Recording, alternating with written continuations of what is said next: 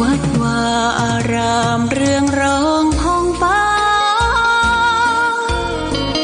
สืบสานนานมาล้านนาแดนไทย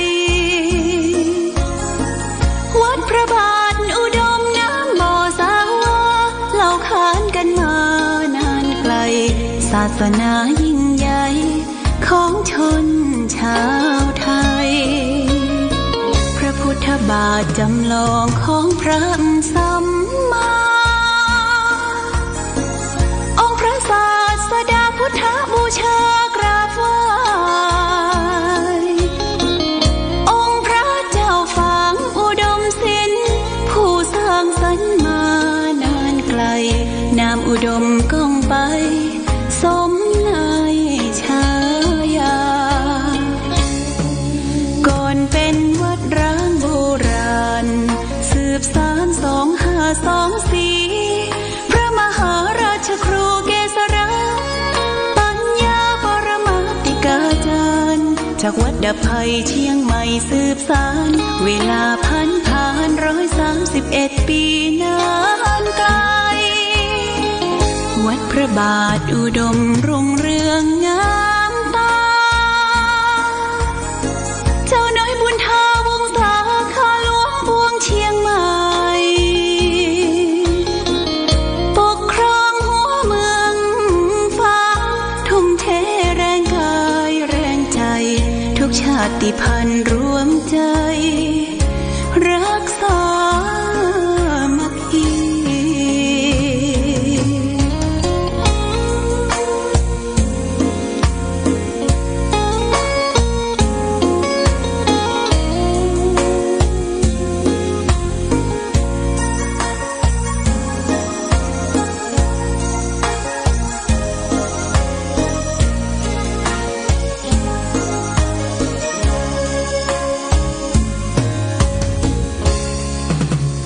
เป็นวัดร้างโบราณสืบสาน2524พระมหาราชครูเกษราปัญญาปรมาติกาจารย์จากวัดดับภัยเชียงใหม่สืบสานเวลาผ่าน131 ปีนานไกลวัดพระบาทอุดมรุ่งเรืองงามตาเจ้าน้อยบุญทาวงศาข้าหลวงปวงเชียงใหม่ปกครองหัวเมืองฟ้าทุ่มเทแรงกายแรงใจทุกชาติพันธุ์รวมใจรักษามัคคี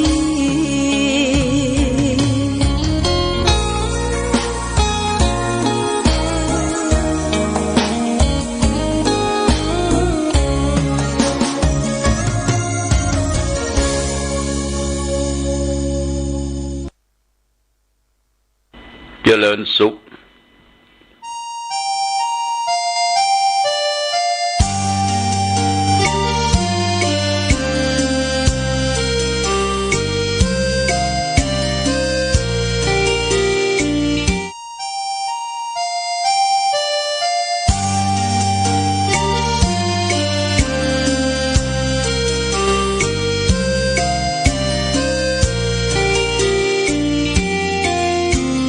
เจริญสุขศรัทธาสาธุชนญาติโยมท่านพุทธบริษัททั้งหลายวันนี้รายการธรรมประทีปส่องต่างก็ได้มาพบปะกับศรัทธาสาธุชนญาติโยมแห่งครั้งหนึ่งในช่วงของการเข้านะโมเจริญสุขศรัทธาสาธุชนญาติโยมท่านพุทธบริษัททั้งหลาย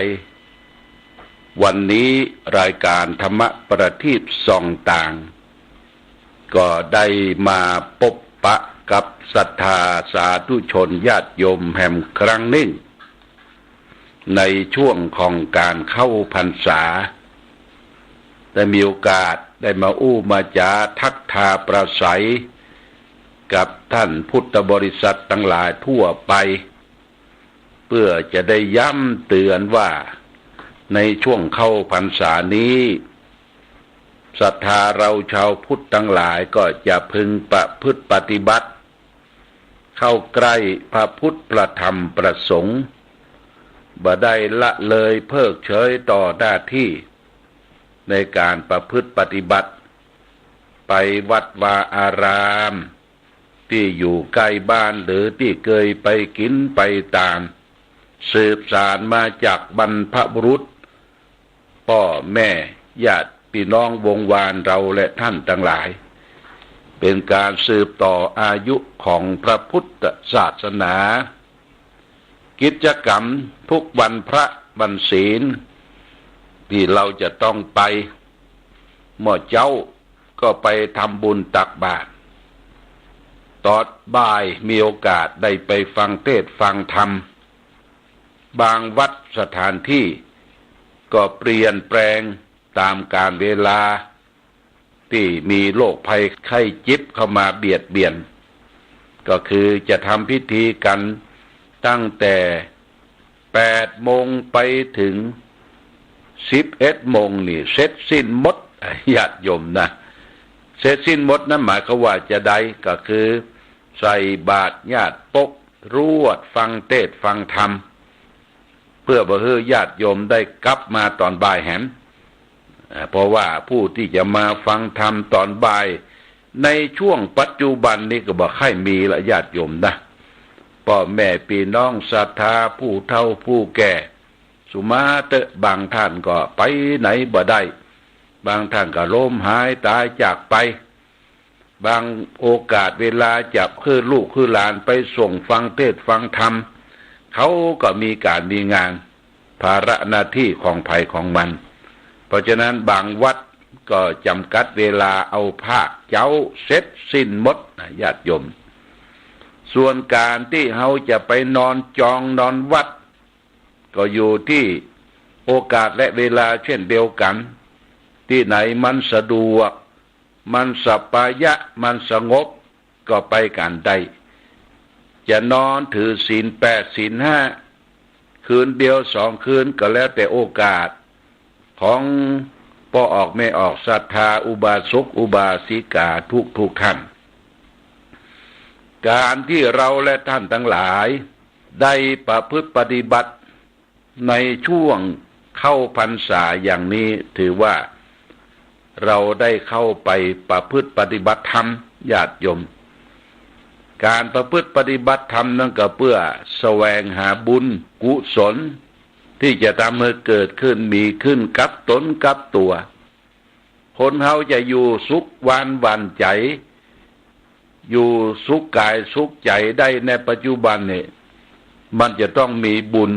มีกุศลเป็นเครื่องค้ำจูนตนค้ำชูตนญาติโยมทีนี้เขาก็มาอู้เรื่องบุญเรื่องกุศลญาติโยมนะบุญเป็นชื่อของความสุขนะญาติโยมนะบุญเป็นชื่อของความสุขวันไหนเขาไปทำบุญเช่นเฮือทานรักษาศีลปั่มเป่งเจริญสมาธิภาวนาวันนั้นมันอิ่มบุญมันเกิดขึ้นจิตใจมันมีความสุขอิ่มเอิบเบิกบานส่วนกุศลนี่คือตัวความรู้ตัวสติตัวปัญญาที่เราได้ฟังธรรมะก็ตามฟังข้อคิดก็ตามจากครูบาอาจารย์จากพระเจ้าพระสงฆ์เกิดความแตกฉานในความรู้ความเข้าใจนั้นเรียกว่าเราได้กุศลเพราะฉะนั้นทำบุญโดยต้องได้กุศลโดยยกตัวอย่างง่ายๆเช่นว่าญาติโยมวันนี้เราจะไปวัดก็เตรียมสำรับกับข้าวจัดแจงแต่งดาเรียบร้อยไปวัดแล้วใส่บาตรญาติปกพอใส่บาตรเรียบร้อยบัดนั้นได้รับพรเพื่อญาติโยมนะเพราะมีภาระหน้าที่ที่จะต้องไปที่อื่นเช่นไปทำงานราชการไปเป็นครูบาอาจารย์ท่องตามตรงเวลาเนี่ยก็เรียกว่าไปตามก่อนไป ได้ตานก่อนบางทีก็ได้รับปอนบางทีก็ไม่ได้รับเตื้อฝังไปอันนี้ท่านได้บุญนะได้บุญนะบุญด้วยเจตนาได้ฮือตานดอกไม้ปัจจัยตลอดถึงข้าวน้ำโภชนะอาหารได้ฮือตานแล้วอิ่มใจได้บุญแต่ว่ากุศลตัวความรู้เนี่ยมันยังบ่ได้เตื้อญาติโยมกุศลที่จะได้ก็ต้องได้ฟังธรรมะครูบาอาจารย์มาชี้แจงแถลงไขคือโอวาทธรรมกล่าวสัมโพธนิยกถาศรัทธาได้หูได้เข้าใจนี่ได้ฮือตานตัวรับปอนตัวแล้วก็ได้สดับรับฟังพระธรรมเทศนาตัวได้ทั้งบุญได้ทั้งกุศลเพราะว่าบุญกุศลเป็นของคู่กันมาพร้อมกันเนี่ยญาติโยมวันนี้จะอู้เรื่องบุญทางเกิดบุญคือความสุขความอิ่มใจญาติโยมกิริยาที่จะทำให้เกิดบุญได้บุญนั้นก็คือมี3ประการเรียกว่ากิริยาวัตถุ3กิริยาวัตถุ3นี่อันประกอบด้วย1ทานะใหม่บุญสำเร็จด้วยการบริจาคทาน2ศีลใหม่บุญสำเร็จด้วยการรักษาศีล3ภาวนาใหม่บุญสำเร็จด้วยการเจริญสมาธิภาวนาทานศีลภาวนานี่ญาติโยมเป็นบันได3ขั้นเป็นดาบแก้วสลีกันใจ3เทือนที่เขาจะต้องประพฤติปฏิบัติเสาะแสวงหาทานศีลภาวนาเนี่ยเป็นหลักของปฏิบัติของฆราวาสชาวบ้านของเฮาทุกคนทีนี้เอากลับมาอู้ถึงลักษณะการทานลักษณะการทานเนี่ยทานนี่เปิ้นแบ่งออกเป็น3เลยทานะแปลว่าการให้การให้ทานประการแรกเรียกว่าอามิสทานคือทานด้วยอามิสคือสิ่งของมีดอกไม้ธูปเทียนจตุปัจจัยไทยทานต่างๆของที่หันสัมผัสได้ข้าวน้ำโภชนะอาหารผ้าผ่อนต้นจีวรต่างๆที่เขานำพาอย่างญาติโยมนำพาก่อนเข้าพรรษาเนี่ยได้ทานเพียรพรรษาได้ทานผ้าอาบน้ำฝนได้ทานจตุปัจจัยให้หอมเป็นค่าไฟฟ้าของวัดวาอารามของสถานีเผยแพร่ธรรมเนี่ยสิ่งทั้งหลายทั้งปวงนี่เป็นอามิสทานคือทานโดยอามิสคือสิ่งของทีนี้ทานประการที่2คือขึ้นมานจันทร์1ญาติโยมคือธรรมทานให้ธรรมะเป็นทานการให้ธรรมะเป็นทานนะก็หมายความว่าเขาได้มีโอกาสได้ศึกษาได้ล่ำได้เรียนจดจำข้ออัดข้อธรรมนั้นไปอู้ไปจ่าไปสาธยายให้ลูกให้หลานได้ฟังให้คนที่บ่ได้เคยฟังก็ฟังจากเขาการแนะนำให้คนไปในทางที่ดีไปทางสวรรค์นั่นคือการแนะนำให้ธรรมะเป็นทานญาติโยมไปเป็นเจ้าภาพกันเทศน์กันธรรมในวันพระวันศีลหรือทำบุญสุนทานอุทิศส่วนกุศลแก่วงวานญาติพี่น้องได้ปูชาธรรมธรรมะทางภาคเหนือนี่มีลักษณะอยู่2ประการญาติโยมธรรมที่เทศน์แบบในคัมภีร์เทศน์ในคัมภีร์อย่างเช่นมาลัยโพธิมหามูลนิพพานสูตรธรรมที่เป็นโอวาทเป็นคำสอนเทศเป็นธรรมนองอันนี้ว่าเทศคัมภีร์เป็นผู้อันนี้ก็นิยมกันเวลามีศพมีซากกินแขกแต่งงานขึ้นบ้านใหม่เพื่ออุทิศส่วนกุศลเพื่อเป็นสิริมงคลแก่ตนตัวครอบครัวนี่เป็นการทำบุญทานเป็นเจ้าภาพมีธรรมเป็นผู้เป็นกันนี่ธรรมประเภทที่2นี่คือธรรมบรรยายญาติโยมนะ ไผได้เป็นเจ้าภาพธรรมบรรยายอย่างเช่นว่าเขามีงานศพงานสร้างของพ่อของแม่ของญาติพี่น้องย่างนิมนต์ตุเจ้าประสงค์ที่ทรงคุณวุฒิที่มีความรู้ความเข้าใจในอัตถธรรมคำสอนเหล่านั้นมาแสดงธรรมมาเทศธรรมบรรยายธรรมหรือว่าธรรมบรรยายธรรมบรรยายในญาติโยมเนี่ยมีสองประการท่านได้ไปเป็นเจ้าภาพเจ้าศรัทธาปูชาก็ถือว่าเราได้เผยแผ่ธรรมเช่นเดียวกันอย่างมีโยมคนหนึ่งเพิ่นได้ฟังเสียงธรรมะจากหลวงพ่อซึ่งเทศออกอากาศที่เทศออกอากาศที่จริงก็เป็นธรรมะที่อัดไว้เมินแล้วที่ว่าธรรมตัณหาสามเงาเนี่ยญาติโยมทุกวันเสาร์นี่ก็จะเอามาเทศมาเปิดให้ท่านสาธุชนทั้งหลายได้รับทราบรับฟังญาติโยมเพิ่นได้ฟังเข้าอกเข้าใจในหลักธรรมคำสอนนั้นก็เลยโทรศัพท์มาหาหลวงพ่อว่าวันเสาร์นี่ขอเป็นเจ้าภาพทำตัณหาสามเงาเด้อหลวงพ่อที่เทศออกอากาศเนี่ยก็หมายความว่าที่เป็นเจ้าภาพนั้นคือเจ้าภาพเผยแผ่ธรรมในช่วง30 นาทีนี่มันก็ต้องใจไฟฟ้าใจไฟฟ้าใจกระแสไฟฟ้าออกไปโยมก็คิดตันหันจอบว่าโอ้ขอเป็นเจ้าภาพเพิ่งก็โอนสตางค์บริจาคมาอนุโมทนาสาธุนี่เรียกว่าเราเป็นเจ้าภาพพระธรรมเทศนาเป็นการเผยแผ่ธรรมะเช่นเดียวกันญาติโยมท่านสาธุชนทั้งหลายก็เราได้ฟังธรรมะจากผู้เจ้าตนนั้นตนนี้องค์นั้นองค์นี้สถานีวิทยุชุมชนคณะสงฆ์อำเภอฝางเราเป็นศูนย์กลางของอำเภอฝางอำเภอแม่อาย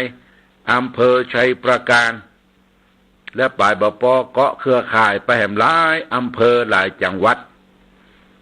ทีนี้การออกไปนั่นก็เขาก็ได้ฟังสาระธรรมของครูบาอาจารย์ตนนั้นตนนี้ญาติโยมก็โทรศัพท์ไปโอ้ขอบริจาคค่ากันเทศบริจาคค่ากระแสไฟฟ้าค่าไฟฟ้าญาติโยมสิ่งเหล่านี้เป็นการเผยแพร่ธรรมเช่นเดียวกันการให้ธรรมะเป็นตาลอันประเสริฐเนี่ยสูงกว่าอมิสตาลด้วยวัตถุสิ่งของนานาต่างๆนี่เป็นการตาลประการที่สองคือธรรมะเป็นตาลประการที่สามญาติโยมก็คืออภัยทานคือการอภัยแก่สรรพสัตว์ทั้งหลายแก่มนุษย์โลกที่อยู่ร่วมกันมีการอภัยเมื่อมีความคิดข้องหมองใจกันเกิดขึ้นมันเรื่องของธรรมดาที่มนุษย์คนเฮาเกิดมามีกิเลสมีตัณหาเข้าข้างตัวเองเข้าข้างพวกพ้องทุกสิ่งทุกอย่างไผมาแตะมาต้องบ่ได้ก็โกรธเกลียดกันโมโหโทโส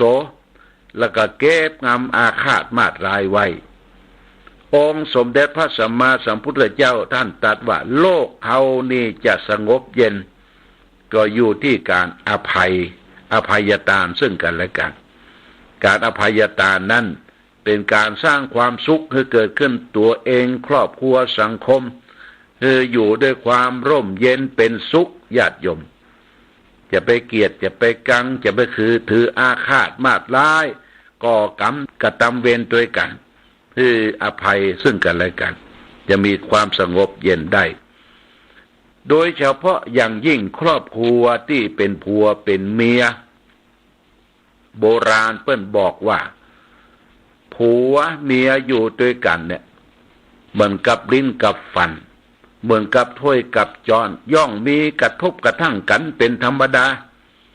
เมื่อกระทบกระทั่งกันแล้วก็ให้อภัยกันโบราณเปิ้นบอกว่าถ้วยและจานเครื่องครัวสงสารบ่มีวิญญาณยังรู้ถูกต้องไฟ ฟัดฟาดกันเสียงดังคิ้งข้องแหนยังแตกในลั่นจัดยาที่สุดคนเราปุถุชนแน่ชัดยักบะขีดข้องกันชันใดญาติโยมคนเรานี่มันเป็นปุถุชนปุถุนี่แปลว่าหนานะชนก็คือคนที่มันเกิดมามันหนาด้วยอย่างหนาด้วยกิเลสความโลภความโกรธความหลงเต็มเปี่ยมอยู่ในจิตในใจญาติโยมนะนี่ว่าปุถุชนเมื่อกระทบกระทั่งกันเกลียดกันถ้าอยู่ด้วยกันบ่ให้อภัยกันนี่มันอยู่บ่ได้ญาติโยมเพราะฉะนั้นโบราณเพิ่งก็บอกว่าถ้าผัวเป็นไฟเมียเป็นน้ำไปดับซึ่งกันและกันถ้าเมียเป็นไฟก็คือผัวเป็นน้ำดับซึ่งกันและกันผัวว่ามาเมียก็ดักเสียเมียว่าไปผัวก็ดับเสียบ่ถืออาฆาตมาดร้ายโกรธเกลียดกันถ้าผัวก็ไฟเมียก็ไฟสองกองญาติโยมโทสะคิไฟคือโทสะเนี่ยมันสุมกุ้มรุมอยู่ในจิตใจผัวก็ไฟเมียก็ไฟบวกไฟเป็นดับเบิลไฟและไฟที่สามก็จะเกิดขึ้นละญาติโยมไฟหยังไฟหูไฟตาลงไม้ลงมือกันบุบหูตีตากันหุยจอกญาติโยมนี่เพราะอย่างเพราะไฟมันไหม้คนเฮานี่มีไฟสามกองเด้อในตนตัวเนี่ยไฟที่หนึ่งเรียกว่าโทสักขิไฟคือโทสะความโกรธความฉุนเฉียวความโมโหเนี่ยเป็นไฟกองที่สองราคะขิไฟคือราคะคือความกำหนัดยินดีความอยากได้ต้องการรูปเสียงกลิ่นรสโผฏฐัพพะในกามคุณเนี่ยไฟราคะไฟตัวที่สามโมหะขิไฟคือโมหะคือความหลงในกามคุณรูปเสียงกลิ่นรสโผฏฐัพพะหลงตัวเองหลงนั่นหลงนี้หลงตาคืนได้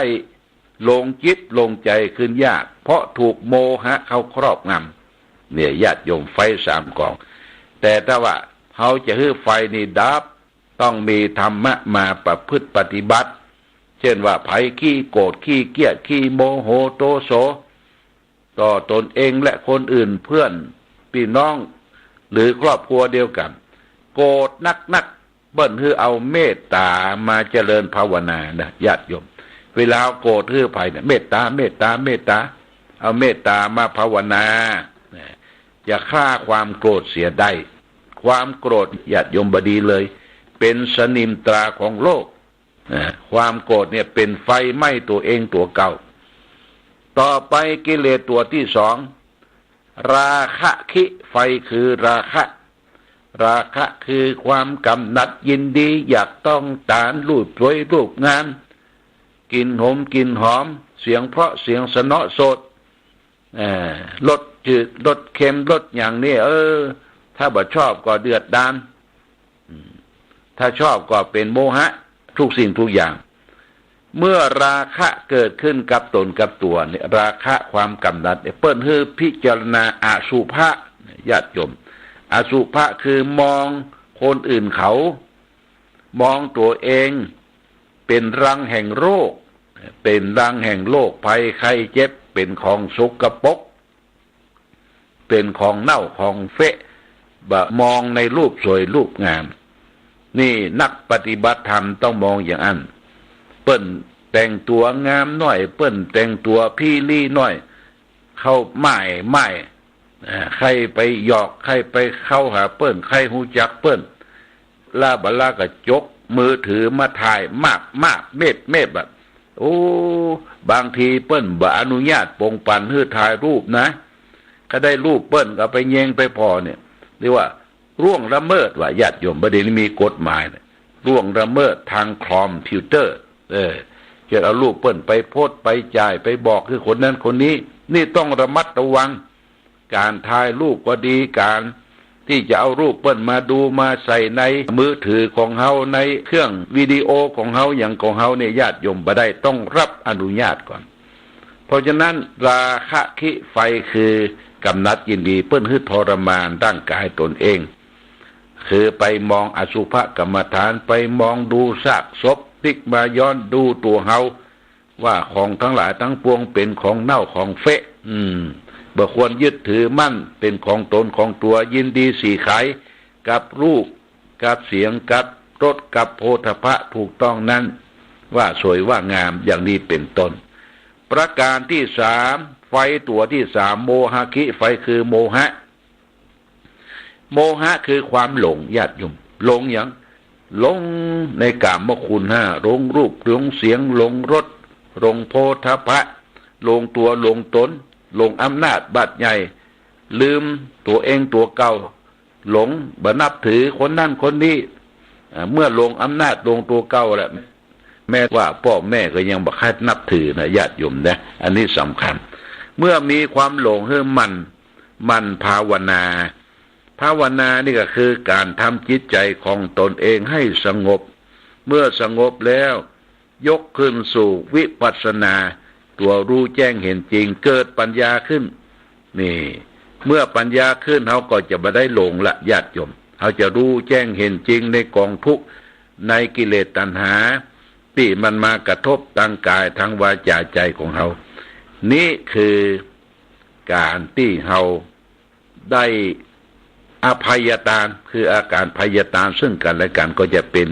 สิ่งหนึ่งสำหรับที่เขาได้ประพฤติปฏิบัติสิ่งแรกฝากไว้ญาติโยมในการทานเป็นฐานเบื้องต้นของชีวิตที่เราจะประพฤติปฏิบัติทานมีสามคืออามิสทานธรรมทานและอภัยทานจากทานแล้วสิ่งที่เขาจะต้องแสวงคือมีบุญกับตนกับตัวมีศีลญาติโยมศีลแปลว่าปกติกายปกติวาจาคนไหนมีศีลมีธรรมคนนั้นจะมีความสุขโดยเฉพาะอย่างยิ่งศีลห้าบ่ฆ่าสัตว์ตัดชีวิตบ่ลักเล็กขโมยน้อยยิบฉวยของคนอื่น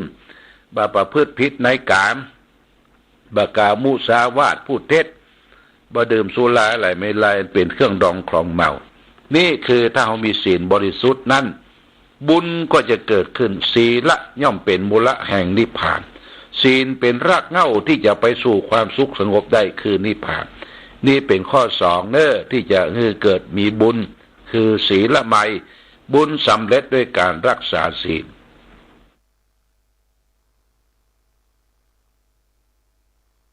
ธงชาติและเพลงชาติไทยเป็น